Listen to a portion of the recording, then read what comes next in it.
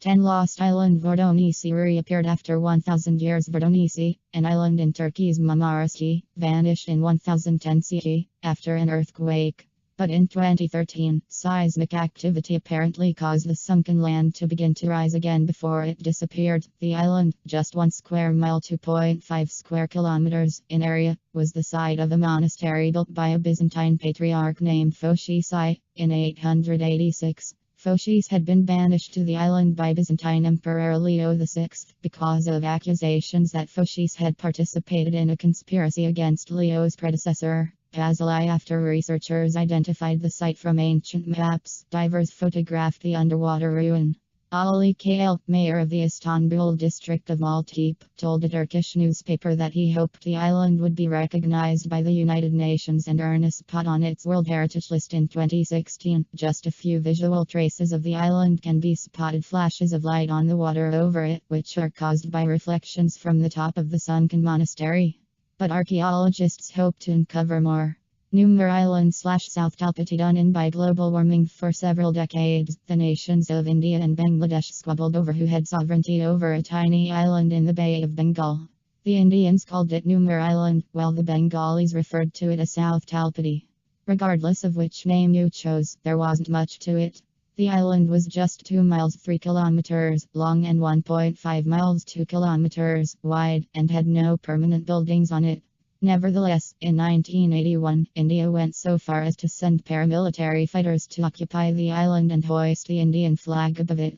But all that nationalistic fuss over sovereignty was for nothing, because global warming, which causes rising sea levels, ultimately resolved the conflict. By 2010, sea patrols and satellite imagery confirmed that Numur Island/South Talpiti had sunk beneath the water and vanished. But while the disputed island's fate wasn't all that significant in the scheme of things, it was an ominous indication of what the future may hold for other, more populous islands in the Bay of Bengal. As many as 10 local islands are at risk from rising sea levels. Maui Nui broke into 4 islands. Hawaii is the biggest island in the Hawaiian archipelago, but it hasn't always been that way. The 4 modern islands of Maui, Molokai, Lanai and Kahului once were all connected in one gigantic landmass that scientists have dubbed Maui Nui, which in the Hawaiian language means Big Maui. At its peak size 1.2 million years ago, Maui Nui stretched for 5,640 square miles, 14,600 square kilometers, making it about 50% bigger than the island of Hawaii is today. Maui Nui was a land of multiple volcanoes, created by spewing vast amounts of lava from Earth's upper mantle. But what made the island so big also contributed to its demise.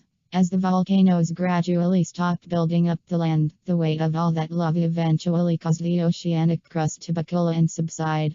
That caused the connections, or saddles, between the volcanoes eventually to sink beneath the water, which gradually split the volcanoes into separate islands. But even though Maui Nui no longer exists as a single island, its presence is still felt. Species spread across its landmass before it separated, so the 4 islands that resulted have very similar flora and fauna. Ferdinandia disappeared and reappeared many times. As far as lost islands go, Ferdinandia, about 19 miles (31 kilometers) off the southern coast of Sicily, is a particularly odd example. That's because throughout history, the island, which actually is the tip of a submerged volcano, has reappeared multiple times, only to disappear again beneath the waves before anyone can decide to which nation it belongs. The first recorded emergence of Ferdinandia was in ancient times, when it rose above the waves after underwater.